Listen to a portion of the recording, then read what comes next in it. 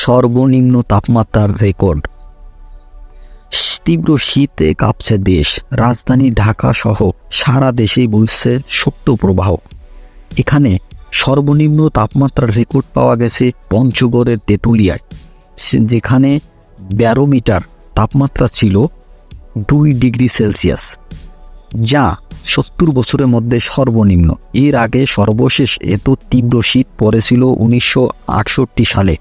ওই বছর 4 ফেব্রুয়ারি সিলেটের শ্রীমঙ্গলে 2.8 ডিগ্রি সেলসিয়াস তাপমাত্রার রেকর্ড করা হয়েছিল। এর পরও 20 বছর আগে 1948 সাল পর্যন্ত এত কম তাপমাত্রার রেকর্ড ছুঁতে পারেনি আবহাওয়া অফিস। তবে দেশবাসীর জন্য কিছুটা হলেও সুসংবাদ জানাচ্ছে বাংলাদেশ আবহাওয়া বিভাগ। সংস্থাটি বলেছেন, এই তাপমাত্রা কিছুটা উন্নতির দিকে যাবে। এ নিয়ে 7 দিন ধরে চলার কথা থাকলেও শৈত্যপ্রবাহ কিছুটা তাপমাত্রা বেড়ে কিছুটা গরম অনুভব করবে দেশের জনগণ। এতে কিছুটা হলেও মানুষদের ভিতরে একটা স্বস্তির প্রভাব এসে পড়ছে।